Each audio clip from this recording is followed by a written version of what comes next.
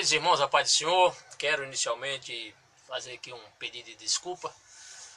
E a razão é bem simples, é que tivemos um pequeno problema aqui com a nossa internet. Estamos retomando, aliás, iniciando um novo estudo. Vamos repetir a mesma aula sobre o mesmo assunto que nós acabamos há pouco tempo de ministrar aqui, tá bom? Então peço mais uma vez as minhas desculpas. Aceito esse pedido, porque não dependeu de nós, da gente, mas sim foi um problema com a internet. Vamos então reiniciarmos a nossa videoaula de hoje, que será a número 80, a nossa videoaula 83. Na videoaula anterior nós falamos sobre o seguinte assunto: o fim do reinado de Amazias em Judá. Você viu que o rei Amazias foi um rei, alguém que iniciou seu reino bem, porém depois ele se vangloriou, começou a crescer, começou a achar que iria vencer todas as batalhas, peço desculpa, e ousou enfrentar o rei Jeoás, rei de Israel. Naquele combate, ele então perde aquela batalha e torna-se prisioneiro de guerra. Bem, mas isso foi um assunto bem mais atrás. A nossa videoaula, na última videoaula, que foi 82, nós vimos que o rei Amazias foi assassinado, houve uma conspiração contra ele e ele foge para Laquis para não ser morto.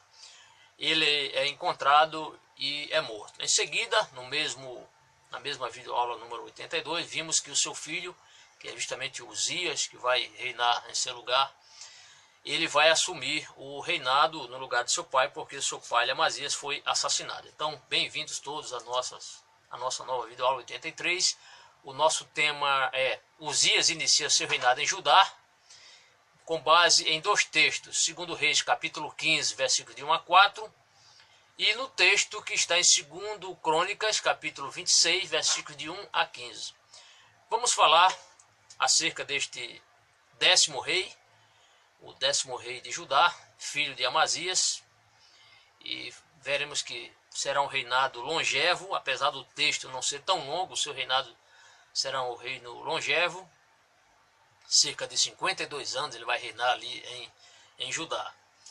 Ele, inclusive, se fôssemos aqui estabelecer um recorde, ele não seria o primeiro recordista. O maior recorde de tempo no reinado não foi o reinado de Amazias, o reinado do rei Uzias, e sim o rei Manassés, que vai reinar por 52 anos. Este aqui vai reinar apenas por 52, mas ele foi um rei mais longevo do que o rei Asa, que reinou durante 41 anos. Sem mais delongas, vamos ao nosso texto, ao nosso comentário. Se você tiver um exemplar da palavra do Senhor próximo aí a você, e assim você queira compartilhar conosco, nos acompanhe. Se não, basta apenas nos acompanhar e ir marcando aí na sua Bíblia, caso você queira, ou anotando algo que você julgou aí interessante, que você não sabia. É lógico, para muitos irmãos aqui será apenas uma repetição, mas para uns será uma aula até de reforço, né? Para relembrar aqui fatos que você já leu na sua Bíblia, mas é possível que você esteja esquecido acerca destes tão preciosos assuntos aqui que consta na palavra do Senhor. Quero iniciar lendo o texto que está em 2 Reis, capítulo 15, versículos de 1 a 4. Apenas 4 versículos. Quando terminarmos esse texto, vamos para o texto paralelo que está em 2 Crônicas, capítulo 26, versículos de 1 a 15. E aí vamos passar mais tempo aqui neste texto de Crônicas. Vamos ao versículo número 1, primeiro versículo.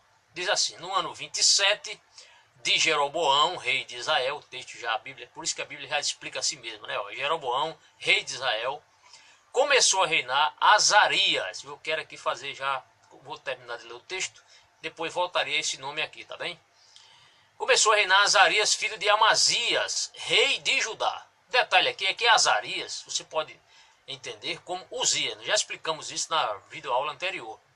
Então Azarias você deve ler como Uzias. O que aconteceu é que o autor dos Reis, ele ao invés de colocar Uzias, ou usar o nome Uzias, ele usou Azarias, que é também uma forma variante do nome Uzias, ou vice-versa. A questão de segundo os melhores autores, os melhores comentaristas, houve uma variante na soletração. Então, por isso que algumas versões trazem Azarias, outras Uzias, certo? Mas sempre o autor dos Reis, ele preza, ele colocou, se refere a este filho de Amazias como Azarias. Porém, quando chegarmos em Crônicas, o cronista, não mencionará mais Azarias, aliás, né? E sim o nome Uzias, como o filho de Amazias, tá bom? Vamos à continuação. O texto por si já está autoexplicativo, não há muitas explicações, fora essa ressalva aqui concernente ao nome do personagem, filho do rei Amazias. Então entenda como Uzias, o rei Uzias. O versículo 2 não é novidade para você, porque você viu na lição anterior, nós falamos acerca da idade com que ele assentou-se ali no trono de Judá no lugar de seu pai.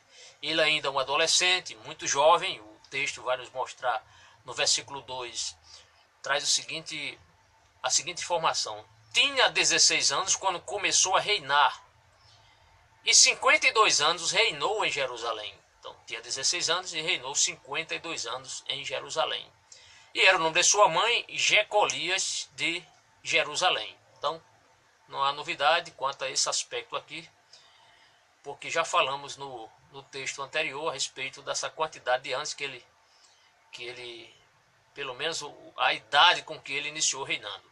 O verso número 3 vai nos mostrar uma particularidade aqui muito interessante concernente aos reis, principalmente aos reis de Judá.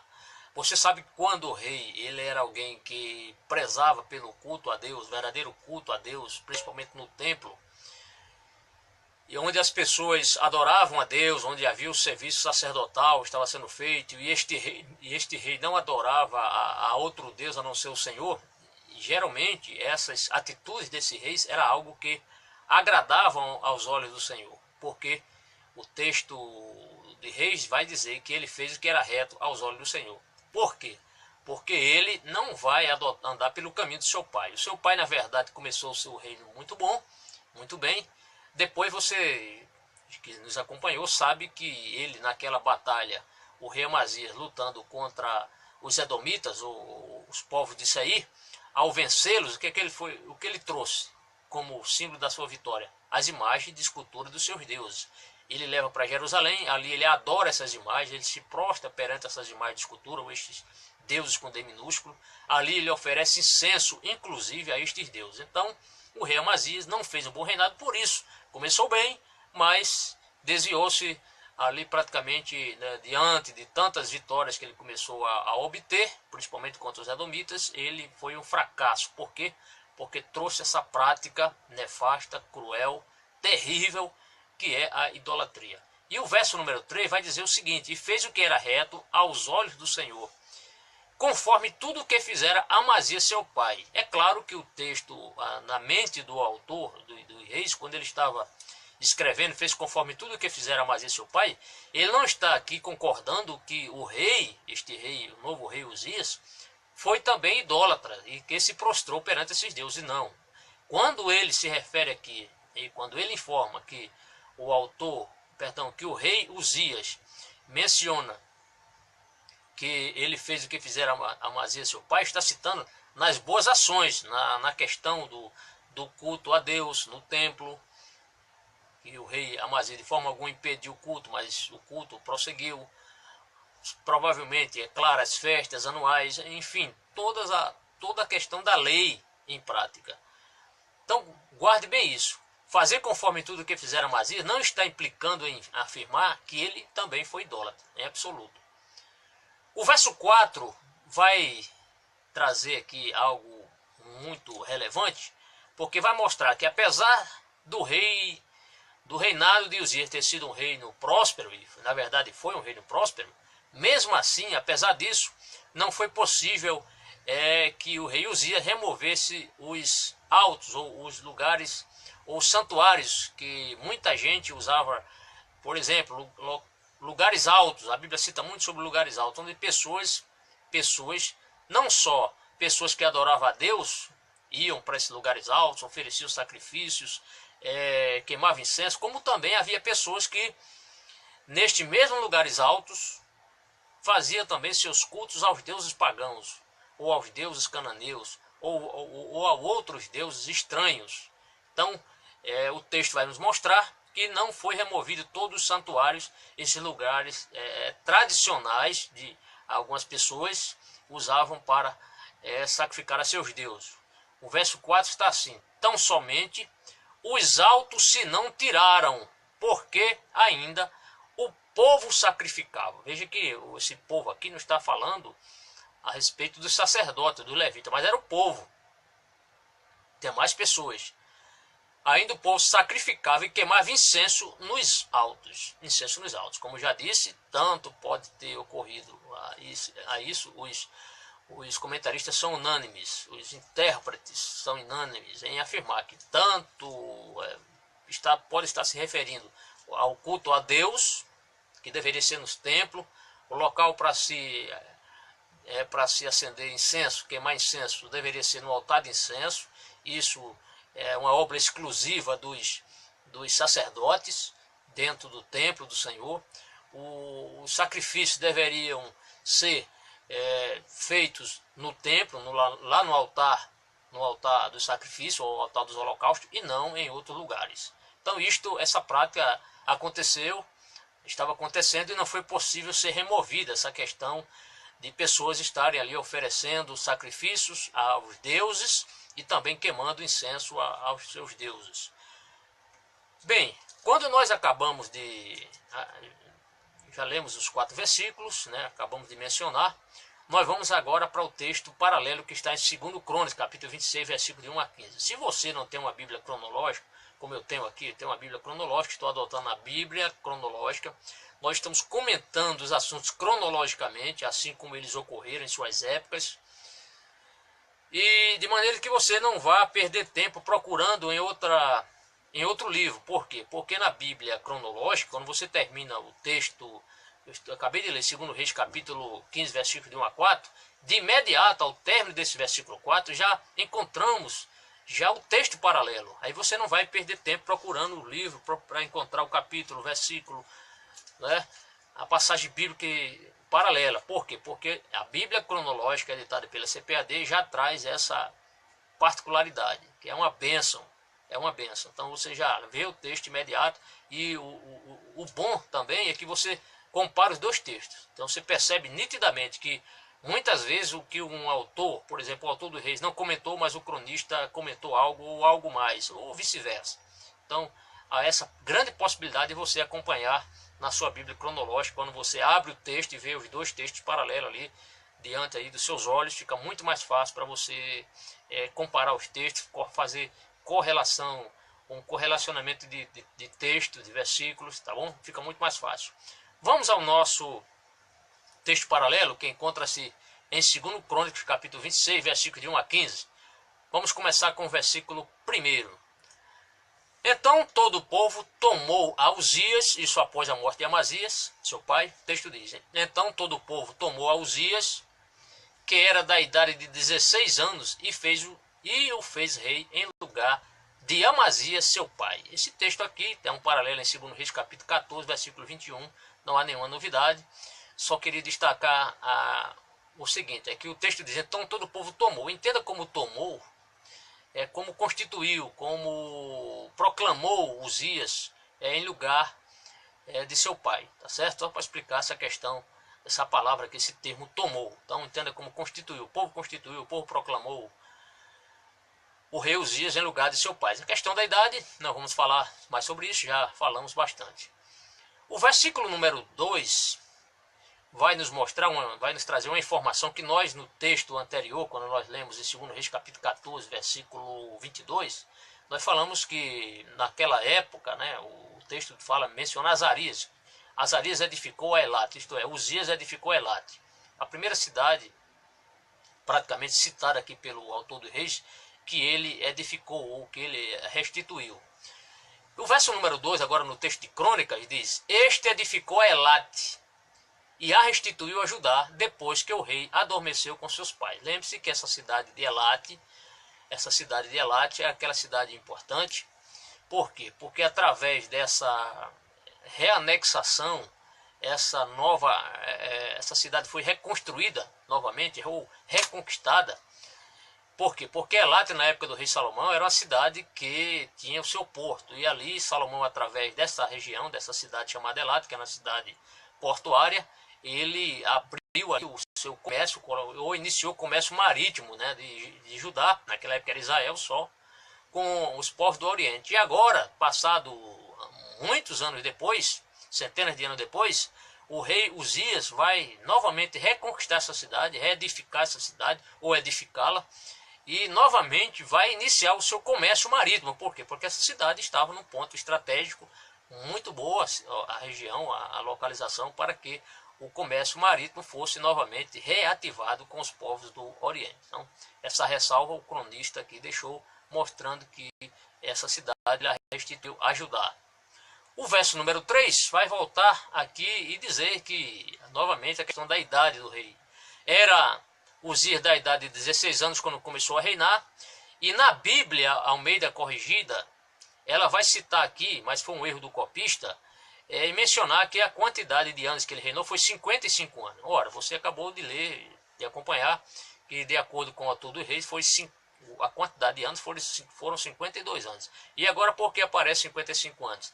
Em outras versões, como Almeida Revista Atualizada, isto aqui já está corrigida, 52 anos, e não, você vê na Bíblia de Jerusalém, 52 anos, mas Almeida Corrigida preservou 55 anos. Mas isso aqui foi um erro do copista. Você sabe que hoje nós não temos a Bíblia a original, mas temos cópias de cópias, né, que produziram outras cópias, e aí foi uma falha do copista quando estava transcrevendo esse texto aqui. Ele colocou 55 anos, mas na verdade você deve entender 52 anos. Quem reinou durante 55 anos em Judá, e aí nós veremos bem mais à frente, será o rei Manassés, que foi o reinado mais longevo, com 55 anos. Esse rei aqui, o rei Uzias, apenas 52 anos. E o texto diz: e reinou em Jerusalém. Claro, porque Jerusalém era a capital do reino do sul.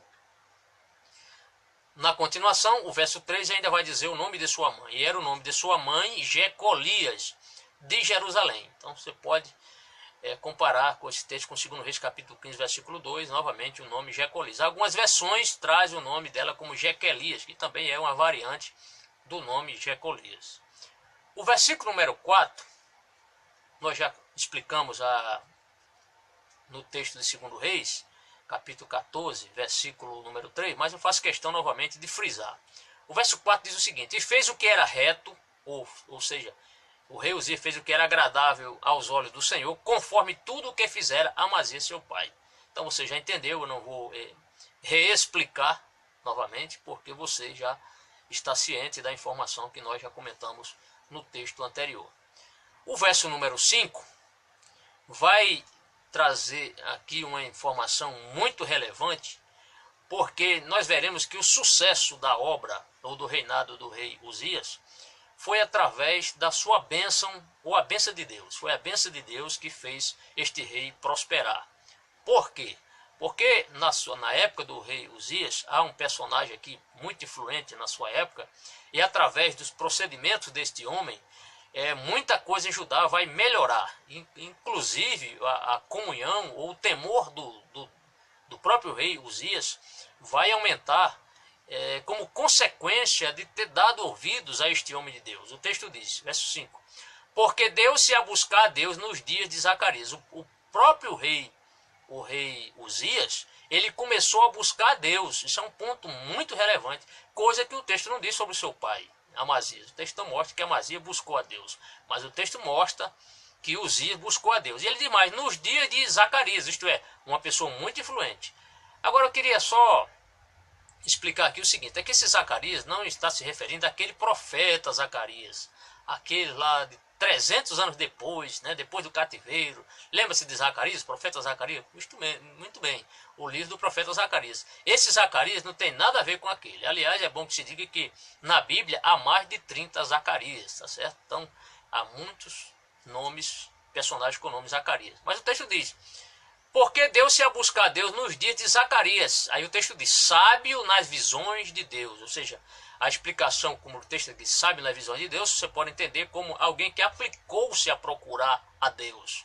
Isso estudando a palavra do Senhor, certamente, estudando, lendo a Torá, alguém que buscou a Deus, alguém que deu a preeminência de sua vida para Deus. E o texto diz, nos dias em que buscou o Senhor, isto é, no dia que Uzias buscou o Senhor, ou seja, debaixo dessa grande influência deste personagem chamado Zacarias, o texto vai nos mostrar aqui a recompensa do rei Uzias, porque o texto diz, Deus o fez prosperar. Eu vou ler todo o versículo para que você entenda com mais clareza. Porque deu-se a buscar a Deus nos dias de Zacarias, sábio nas visões de Deus, e nos dias em que buscou o Senhor, Deus o fez prosperar. Isto é, na época em que Uzias buscou realmente a Deus, aproximou-se de Deus, o texto vai nos mostrar que Deus o fez prosperar. E de fato, nós veremos nos versículos seguintes, nós veremos que a mão de Deus obrou maravilhosamente sobre o rei Uzias. O seu reinado será um reinado próspero, longevo, um reino forte, com um exército capaz, um exército operacional e equipado, e muito bem equipado. Observe o versículo 6. O versículo 6 vai nos mostrar aqui que o rei Uzias será um demolidor de muros. Eu até coloquei assim, quando eu estava lendo esse texto aqui. Um demolidor de muros. Por quê? Porque o seu poder será tão grande, o seu exército, sua força bélica será tão grande, que ele vai começar a guerrear contra os principais inimigos de Israel. E o texto vai nos mostrar, vai mencionar no versículo 6 a questão dos filisteus. Você sabe que os filisteus são aqueles povos ali que estão ali na parte oeste, né, de Jerusalém, mais para ali próximo ali ao grande mar, o mar Mediterrâneo, ali naquela costa. Ali estavam os povos filisteus.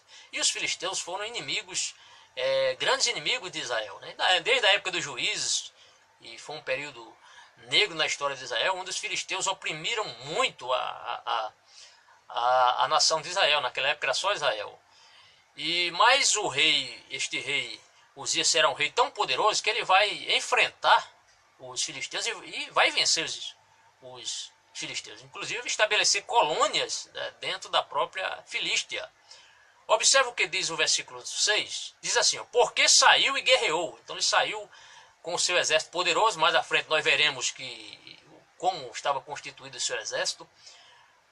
Porque saiu e guerreou contra os filisteus. E quebrou o muro de Gate. Você sabe que Gate, Asdod, Asquelon, Ecrom eram cidades poderosas, cidades ali de grande influência dos filisteus. Mas o texto está nos mostrando aqui que o rei Uzias, ele vai quebrar os muros, ou seja, ele vai derrubar os muros, né? Ou as muralhas. Você sabe que as cidades antigamente, essas cidades elas eram cercadas para quê? Para garantir a segurança da população, do povo que estava ali. E naquelas cidades, em cima dos seus muros, sempre havia torres, posto de vigia, né? Provavelmente à noite, posto de escutas, para que ele não fosse surpreendido. Muito bem, mas o rei Uzias, o seu exército está tão forte, a sua tropa tão aguerrida, que ele vai enfrentar ali os filisteus e vai prevalecer. O texto diz, quebrou o muro de Gate, uma das principais cidades dos filisteus. E diz mais o texto, e o muro de Jabiné. Jabiné, eu fui pesquisar na Bíblia, só aparece aqui esta cidade, uma única vez nesse texto, este nome, Jabiné. E o muro, ou as muralhas de Asdod, outra importante cidade dos filisteus. Então, ele já tinha quebrado as muralhas aqui nessas suas expedições, nessas suas guerras. Os muros de Gate, o muro de Asdod, e o texto diz, edificou cidades em Asdod, isto é, ele conquista essas cidades, e ainda, o que ele faz? Ele estabelece colônias do reino de Judá nessas cidades conquistadas, e aqui é citado, edificou cidades em Asdod e entre os filisteus. Então veja como o seu reino, essa cidade de Asdod é entendida como Azoto também, a mesma cidade, Asdod ou Azoto, geralmente alguns mapas já trazem Asdod, entre parênteses, Azoto. Então essas três cidades filisteias foram conquistadas pelo rei Uzias. Então o seu exército era um exército poderoso. Mas tudo por quê? Porque Deus o fez prosperar. O versículo número 7, nós veremos que ele ainda, né, guerreando contra os filisteus, o verso 7 continua ainda descrever, a trazer informações sobre estas suas batalhas. E o texto diz, com bastante ênfase, mostra que Deus foi quem o ajudou a ele conseguir derrotar os filisteus. E Deus o ajudou contra os filisteus, mas não só contra os filisteus, ele guerreou também contra os árabes. E o texto diz, os arábios que habitavam em Gur-Baal, talvez até a própria Gerá, e contra os meunitas. Esses meunitas, esse texto aqui, é a segunda vez que aparece na Bíblia esse termo, ou este nome, meunitas. Esse povo aqui, meunita, certa vez, já tinha há muitos anos atrás, fez uma coalizão para lutar contra o rei Josafá. E ali eles, juntos com os amonitas, os moabitas e os meunitas, eles lutaram. Josafá, não vou comentar muito aqui, entrar em detalhe, mas Josafá buscou a Deus e Deus deu uma expressiva vitória. Vale a pena você assistir essa videoaula. Então, os meunitas também. Então Deus o ajudou contra os filisteus. O autor, o cronista, deu ênfase aqui. Deus o ajudou contra os filisteus, contra os arábios que habitavam em Gur-Baal e contra os meunitas. Ou seja, três povos aqui, os filisteus, os arábios e os meunitas. Todas essas pessoas, todos esses povos foram vencidos. Por quê? Porque Deus o ajudou. Não era só a questão do exército poderoso, porque um exército poderoso sem Deus é um exército em minoria. Agora, um exército pequeno com Deus, com certeza é um exército expressivo. O verso número 8 vai nos mostrar que os amonitas, aqueles povos que estavam a leste do Rio Jordão, como os moabitas, né, os amonitas, os edomitas, e aqui vai citar que os amonitas deram presentes, ou seja, trouxeram presentes aos ídolos. Você pode dizer, mas será que ele estava completando o ano ali para ganhar presente? Não. Porque às vezes nós lemos o texto na Bíblia, por isso que eu peço sempre aos irmãos que procure mais de uma versão. Se você tem uma Bíblia de uma versão, procure outra, 2, 3, 4 versões, pesquise. Aí você vai ter um aclaramento maior do significado da expressão que está no texto. Por exemplo, quando você lê, como eu vou ler agora, e os amonitas deram presentes aos ídolos. Você não entendeu o que? Foram presentes, né? Quem sabe aquele papel de embrulho ali, bem feito ali para entregar. Está aqui, os ídolos, um presente trouxemos para vocês. Mas na verdade não é assim. Quando o texto diz que os amonitas deram presentes, eles estavam pagando o quê? Estavam trazendo tributos, ou seja, pagando tributos, pagando os impostos. E ninguém paga imposto só rindo, né? Acha ruim, mas tem que pagar. Dá a César o que é de César e a Deus o que é de Deus, conforme o Senhor Jesus nos ensinou. Mas o texto diz, e os amonitas deram presente, isto é, pagaram tributos. Né? E é interessante que esse povo aqui, os amonitas, não foram... esse povo, posso dizer assim, os amonitas, não estavam arrolados no versículo 7, como nações conquistadas, ou povos conquistados. Então alguns comentaristas chegam a dizer que eles deram presentes ou pagaram tributos sem que houvesse guerra. Né? Sabiamente, quem sabe, talvez ele, para evitar uma incursão ou uma batalha contra o rei Uzias, sabendo que o seu exército é muito mais poderoso, ele antecipou-se e já trouxe e pagou tributos, sem precisar entrar em guerra, sem precisar derramar sangue, seja do lado inimigo ou seja do lado do seu povo. Então o texto diz, os amonitas deram presentes a Uzias, e o texto vai lhe mostrar, e seu renome foi espalhado, ou seu nome foi espalhado até a entrada do Egito. Veja que como a influência, como este rei Uzias tornou-se extremamente poderoso. A sua fama chegou até a entrada do Egito, porque se fortificou altamente, isto é, tornou-se uma pessoa poderosa. Isto é, a sua fama ultrapassou as fronteiras de Judá, as fronteiras do Reino do Sul, chegando até a entrada do Egito. Por quê? Porque Deus o ajudou contra os seus inimigos. O versículo número 9, aí veremos que o rei Uzias, além de ser um rei guerreiro, um rei que ia para as batalhas e que conquistava inimigos, foi um rei que foi construtor também. Ele começa a fortalecer a defesa do seu país. O texto vai nos mostrar que ele vai edificar torres em Jerusalém, na capital, e além disso, mais à frente nós veremos que ele vai continuar fazendo torres, não só na capital, mas fora da capital, e isso tinha um objetivo. Então vamos ler o versículo 9 para mostrarmos aqui essa proteção do rei né, fortalecendo o seu reino aqui, trazendo mais segurança contra as incursões dos inimigos. O texto diz: também Uzias edificou torres em Jerusalém. Você sabe que Jerusalém, como as demais cidades daquela época, já falamos, voltamos a falar novamente, eram cidades praticamente muradas, cercadas com muros, mas era necessário que em cima desses muros tivesse ali o quê? Vigias, e para isso precisariam de torres, né, para proteger ali o soldado, o vigilante, a pessoa que estava ali nos postos de escuta ou nos postos de vigia. E ele começa a edificar torres em Jerusalém, construir torres. E o texto diz mais: em Jerusalém, a porta da esquina, também ele edifica uma porta da esquina, é provável que essa porta seja a porta noroeste ali. A porta do vale, talvez aqui esteja mencionando, aqui faça alusão à porta do vale de Cedron. E os ângulos, então a Bíblia Almeida Corrigida traz os ângulos. Ângulos entenda como esquina, então ele começa a edificar torres também nos ângulos, ou seja, nas esquinas, né? Um ângulo, 90 graus, sabe, uma esquina tem 90 graus praticamente ali, e o texto aqui é citado como ângulos, mas entenda como esquina. Em cada esquina dos muros ele construiu torres. E o texto diz: e as fortificou. Por quê? Porque mais à frente nós veremos que ele, além de colocar essas torres, ele vai colocar instrumentos de guerra para a defesa interna ou externa do seu país. Interna, eu digo defender seu povo. Externa, contra possíveis incursões do inimigo.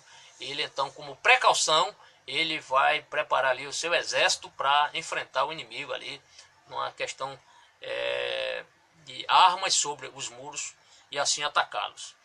Então o texto diz isso aqui.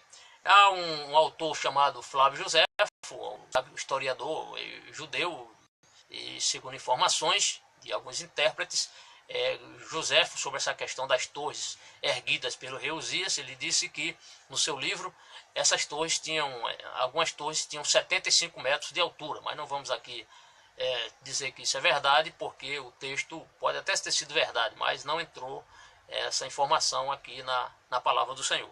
Fica apenas o registro. O versículo número 10 vai nos mostrar que, além do rei ser alguém preocupado com a defesa da capital, ele vai se preocupar com o homem do campo. Ele vai preocupar-se com o agricultor. Ele sabe que o agricultor que tem gado precisa de água para o seu rebanho. E ele, pensando nisso, ele, além de construir torres de vigia para dar proteção ao homem do campo contra os possíveis saqueadores, ele vai construir e cavar poços, cisternas, para quê? Para que o seu gado ali pudesse se alimentar. O texto diz: também edificou torres no deserto, e cavou muitos poços, ou numerosos poços, porque tinha muito gado.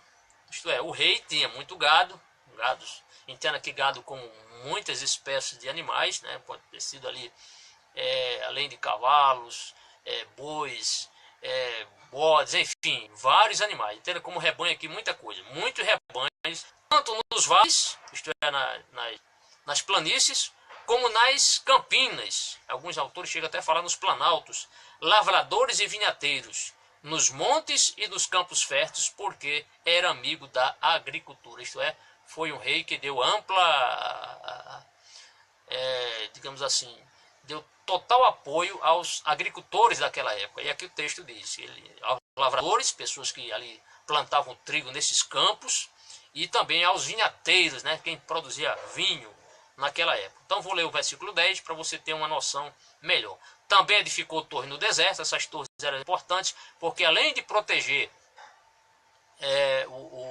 e a finalidade era essa, era proteger o homem do campo no seu trato com a plantação, com a colheita. Por quê? Porque você sabe que os inimigos de Judá, principalmente os filisteus, de vez em quando faziam incursões, como os edomitas também fizeram várias incursões em Judá, para ali levarem parte da colheita. Então, o que ele fez? Como precaução, ele colocou essas torres, com certeza ali havia sentinelas, para dar alerta ao povo e para até mesmo um possível contra-ataque contra esses ocupantes, ou contra essas pessoas, ou contra essas nações que faziam incursões às propriedades daquela época. Então ele coloca torres ali, colocando ali soldados militares ali para dar garantia ao homem do campo para que ele assim plantasse, assim ele colhesse, assim ele cuidasse do campo. E o texto diz, e cavou muitos poços porque tinha muito gado, tanto nos vales como nas campinas.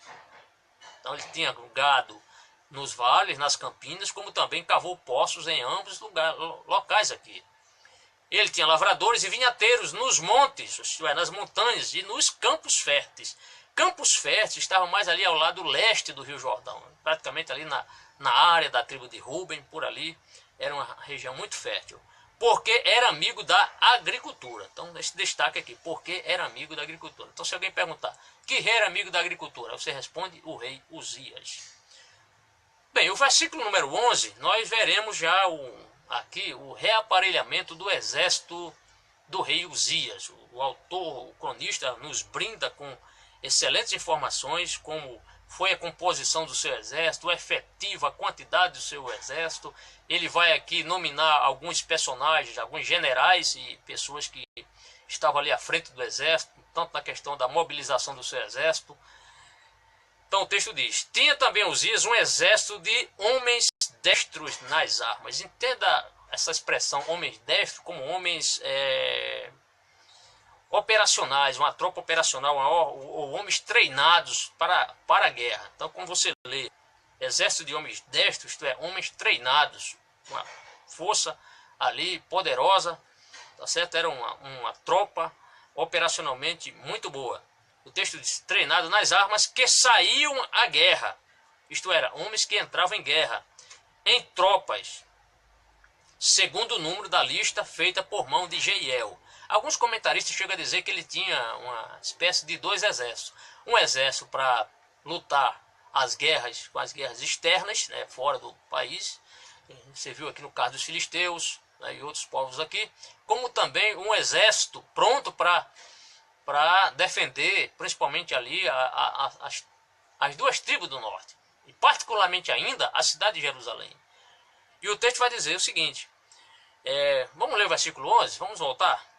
Custa nada a gente ler o versículo todo, porque aí fica mais fácil de nós entendermos e mais fácil de gravar o significado do texto, o que o texto está nos mostrando. Tinha também Uzias um exército de homens destros nas armas, você já sabe o que saíam à guerra em tropas, segundo o número da lista feita por mão de Jeiel. Então Jeiel, aqui é citado o nome desse personagem, era alguém responsável por este alistamento dos militares, você sabe, pessoas com mais de 20 anos. E o texto diz, Jeiel, chanceler, e Maazéias, oficial, debaixo das mãos de Ananias. Então Ananias, segundo nós entendemos aqui no texto, e alguns intérpretes entendem que Ananias era um general-chefe. Tinha esses três chefes, três generais, mas esse aqui era o general ou comandante da força, ou como fosse hoje, o ministro da defesa, mais ou menos assim. Um dos príncipes do rei, isto é, um oficial do rei. Então, tanto Jeiel como Maazéias estavam debaixo, ali, ou seja, eram subordinados a Ananias, que era o general-chefe, hoje, numa linguagem muito fácil, um general 4 estrelas, podemos assim entender. O verso número 12 vai nos mostrar e trazer uma grande e significativa particularidade. Por quê? Porque o rei Uzias foi alguém, um líder, além de ser rei, foi um líder. E para que o seu exército fosse um exército grande e forte, ele precisava do apoio de quem? Do chefe das tribos, ou do chefe dos clãs daquela época. E o texto nos diz, todo o número dos chefes dos pais varões valentes era de 2.600. Isto é, quanto mais chefe de família um exército tivesse, mais comandantes ele teria sobre, mais a sua liderança seria maior. E teria por quê? Porque teria mais comandantes, ou comandados ali, que estariam comandando a sua tropa, esses chefes de famílias. O texto diz, ele tinha 2.600 chefes dos pais, isto é, pessoas que estavam à frente dessas tropas, 2.600. Muito significativa essa questão, porque as famílias iam para a guerra, claro, os varões, os homens de 20 anos para cima. O verso número 13 vai nos mostrar a quantidade numérica, lógico, a quantidade de militares que tinha o exército do rei Uzias nessa época. Você vai perceber que não era um exército tão numeroso, porque nós, nos nossos estudos, já vimos exército muito mais numeroso, com efetivo muito maior, certo? E o texto aqui vai nos mostrar que o seu exército não era tão grande com relação aos reis, alguns reis atrás aqui. Era pequeno o seu exército. Apesar do número ser um pouco espantoso, 300 mil, mas em relação a outros exércitos, né, como o exército de Josafá e o rei Asa, foram exércitos maiores. Mas o texto diz o seguinte: e debaixo das suas ordens havia um exército guerreiro. Agora, um exército não era só um exército, era um exército guerreiro, um exército operacional, um exército de homens treinados para o combate.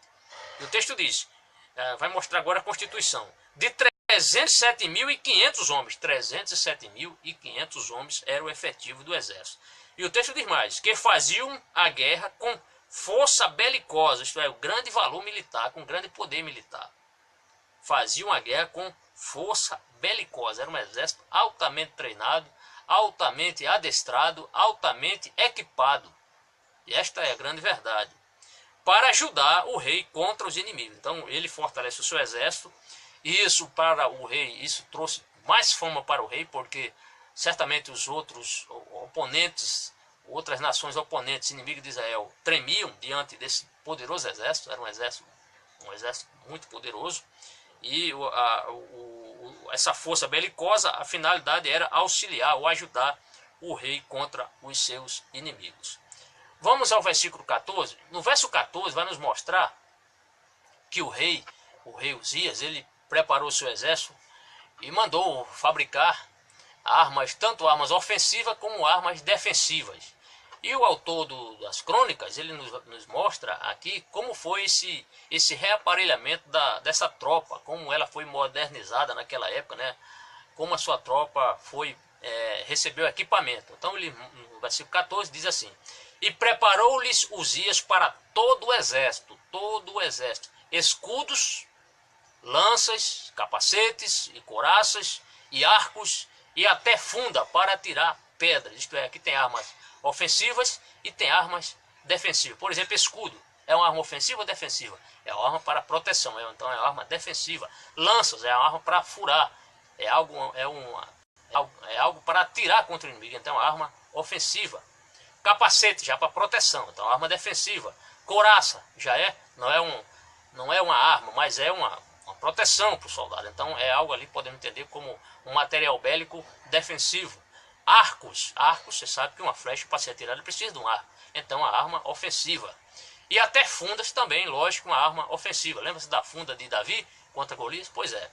Para tirar pedras. Então este rei, ele investiu no seu exército, porque ele queria que a sua tropa fosse uma tropa altamente preparada e muito bem equipada, porque um exército, soldado sem arma, não pode fazer nada no campo de batalha. Agora, além disso, no versículo 15, o autor ainda nos brinda, dando uma informação ainda muito mais relevante. Por quê?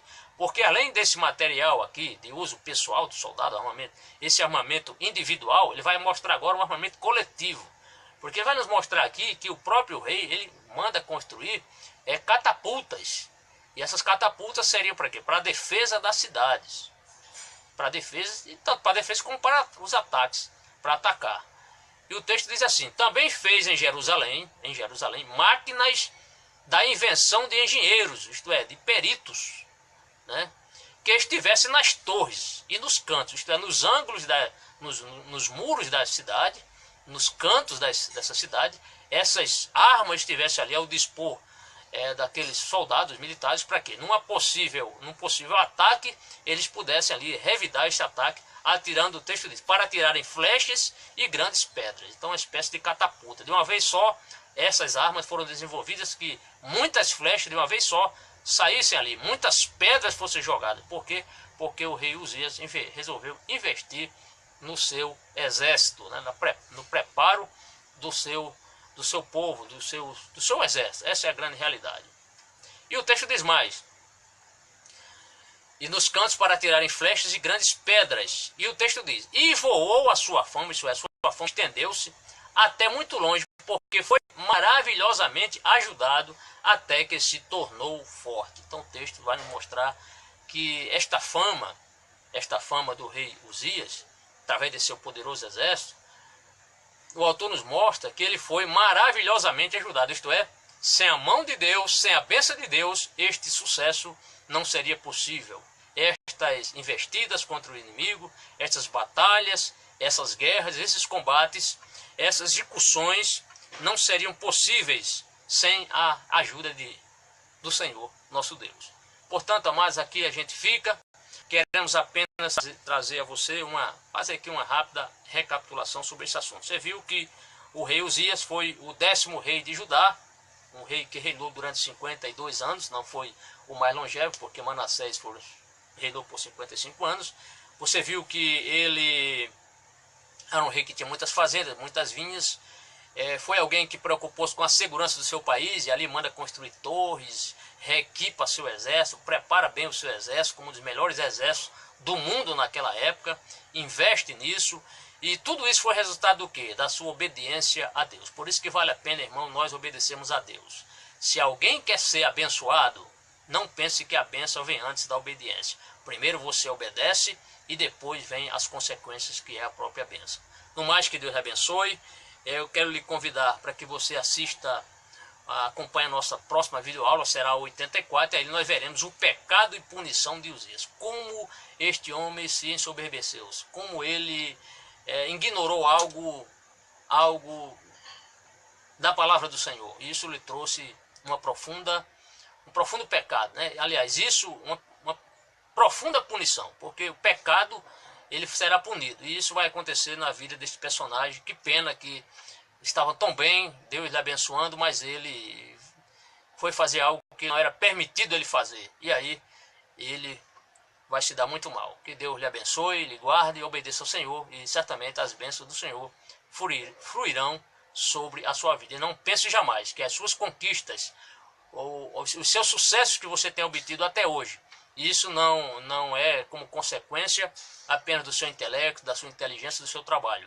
Se a bênção do Senhor não estiver sobre a sua vida, de forma alguma você seria abençoado. Pense nisso, medite nisso, e aproveito para pedir para você, meu irmão, espalhe essa mensagem. Pessoas precisam ouvir mais disso. É uma pena que hoje temos esse recurso e pouca gente tem aproveitado este recurso do ensino da palavra do Senhor para aprender mais, para se fortalecer mais no Senhor. Que Deus lhe abençoe, que Deus lhe guarde e que lhe dê um bom descanso. Amém.